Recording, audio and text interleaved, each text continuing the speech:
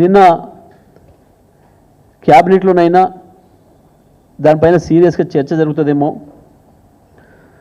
రాష్ట్ర ప్రభుత్వం దాన్ని ఆపడానికి తన ప్రయత్నాన్ని తీవ్రంగా చేస్తుందేమో అని చెప్పేసి మేము భావించినాం. కానీ ఆ వాతావరణం ఎక్కడ కూడా కనపడలేదు. రాష్ట్ర ప్రభుత్వం దాన్ని సీరియస్గా తీసుకున్నట్టు అనిపించడం లేదు.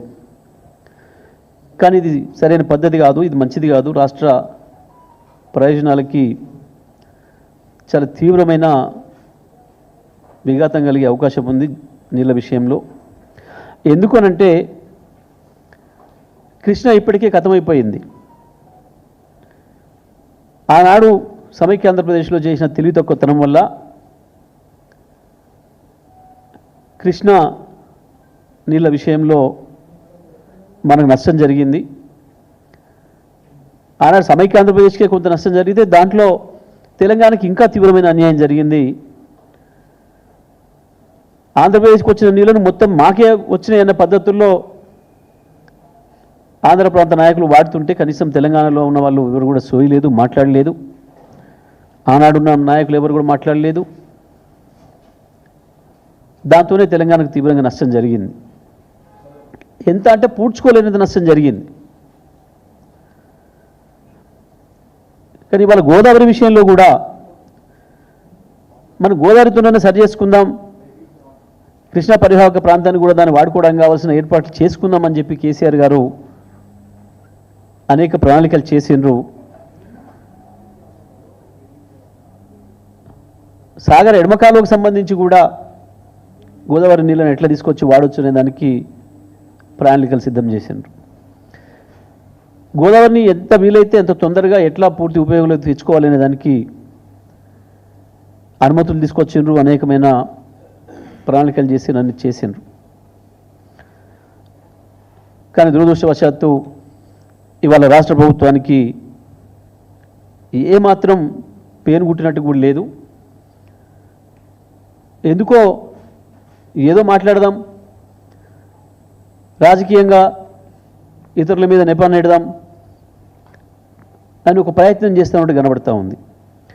కానీ నేను రాజకీయ పార్టీలకు సంబంధించిన అన్ని తెలంగాణ రాజకీయ పార్టీల నాయకులు, కార్యకర్తలు, ప్రజలందరూ కూడా విజ్ఞప్తి చేస్తూ ఉన్నా, తెలంగాణ మేధావులు, ఉద్యమకారులు, తెలంగాణ మేలుగోరే ప్రతి ఒక్కరు కూడా మా విజ్ఞప్తి, ఇది రాజకీయాలతో కొట్టాడుకునే సందర్భం కాదు.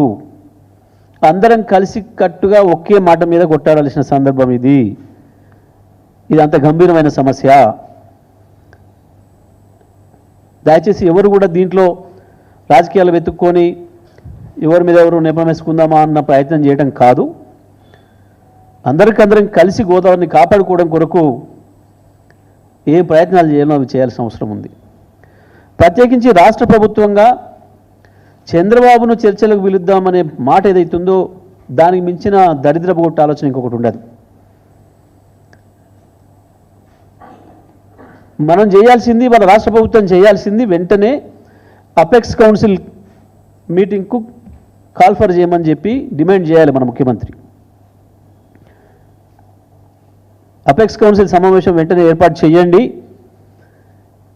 దాంట్లో మా రాష్ట్ర ప్రభుత్వం యొక్క అభిప్రాయం మేము చెప్పే అవకాశం ఇవ్వండి అని చెప్పి డిమాండ్ చేయాలి వాళ్ళ మన ముఖ్యమంత్రి, కేంద్ర జలశాఖ మంత్రికి చైర్మన్ కాబట్టి ఆయన వెంటనే దాన్ని డిమాండ్ చేయాలి. అసలైన స్టెప్ అది.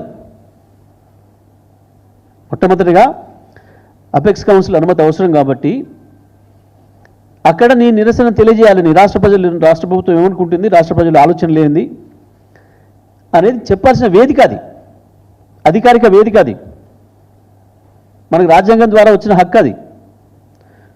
మీరు దాన్ని వినియోగించకుండా చంద్రబాబుతో చర్చలు చేస్తాం, ఇంకోటితో చర్చలు చేసడం అనేది అది ప్రజలకు ద్రోహం చేయడం అవుతుంది, తెలంగాణ ప్రయోజనాలకి నష్టం కలిగించడం అవుతుంది తప్ప ఇంకోటి కాదు.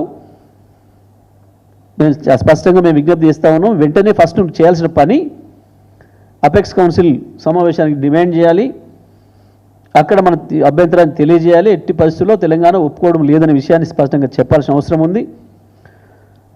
దానికి కావాల్సిన పద్ధతుల్లో మిగతా రాజకీయ పార్టీలన్నీ మద్దతు తీసుకోండి. ఇవాళ మొత్తం 16 మంది ఎంపీలు పోయి చెప్పండి. అవసరం ఉంటే రాజ్యసభ ఎంపీలు, పార్లమెంటు, లోక్సభ ఎంపీలు అందరూ కూడా కలిసిపోయి కానీ ఇవి అన్నిటికంటే ముందు చేయాల్సింది మనకు ఒక స్టాచ్యుటరీ బాడీ ఉంది, అపెక్స్ కౌన్సిల్ అనేది ఉంది, అది అత్యుత్తమమైంది. అక్కడ మనం నిరసన చెప్పాల్సిన అవసరం ఉంది, మన అభిప్రాయం చెప్పాల్సిన అవసరం ఉంది. కానీ అది కాకుండా ఈడ ఒకరికొకరు నేపాలు వేసుకునే ప్రయత్నం. ఇందులోనే ఇంకొక విషయం కూడా గమనించాలి. ఒక వర్గం మీడియా చాలా పథకం ప్రకారం ఇది తెలంగాణ రాజకీయ పార్టీల మధ్యన పంచాయతీలాగా సృష్టించే ప్రయత్నం చేస్తూ ఉంది. కేవలం తెలంగాణ రాజకీయ పార్టీల వాళ్ళని పిలిచేసి చర్చలు పెట్టి మీరేం చేసిరని చెప్పి అనిపించి దీన్ని పూర్తిగా పక్కదారి పట్టించి వాళ్ళు వేసుకపోవడానికి కావాల్సిన వాతావరణం కల్పించడానికి ప్రయత్నం చేస్తూ ఉంది. దీని విషయంలో కూడా అన్ని పార్టీల రాజకీయ నాయకులు జాగ్రత్తగా ఉండాల్సిన అవసరం ఉంది. ఇది మన పంచాయతీ కాదు, ఇది మన బజార్ పంచాయతీ కాదు, ఇది బతుకుదూరు పంచాయతీ. అదేదో బ్యాంకులో 10 రూపాయల నోటు ఆడబడేసి వాడు 10 రూపాయల కొరకు వర్గంగానే సుడికేసి వేసుకుపోయిన పద్ధతుల్లో ఇది కేవలం తెలంగాణలో కాంగ్రెస్, బీజేపీ, టీఆర్ఎస్ పంచాయతీలాగా, బీఆర్ఎస్ పంచాయతీలాగా సృష్టించి మీరు అనుకోండి మేము వేసుకొని పోతామన్న పద్ధతుల్లో ఒక వర్గం మీడియా చాలా పథకం ప్రకారం చేస్తూ ఉంది. దీన్ని అందరూ కూడా గమనించుకోవాల్సిన అవసరం ఉంది. ఇది తెలంగాణ వాదుల మధ్యన పంచాయతీ కాదు, తెలంగాణ పార్టీల మధ్యన పంచాయతీ కాదు.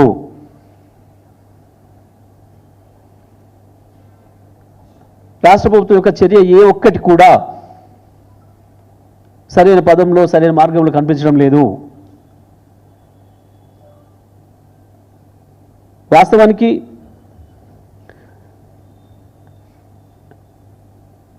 ఏదైతే గోదావరి కావేరీ లింక్ అని మాట్లాడుతున్నారో ఇవాళ చంద్రబాబు నాయుడు గారు, ఇది పెద్ద మోసము.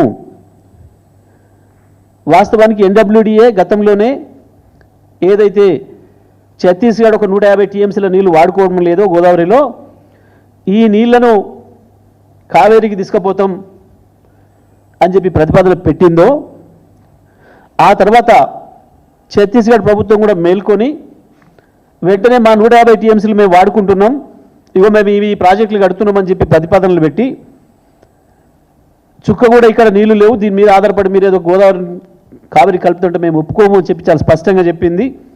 ఇక దాని తర్వాత గోదావరి కావేరీ లింక్ చర్చనే లేదు, అది ముగిసిన అధ్యాయము.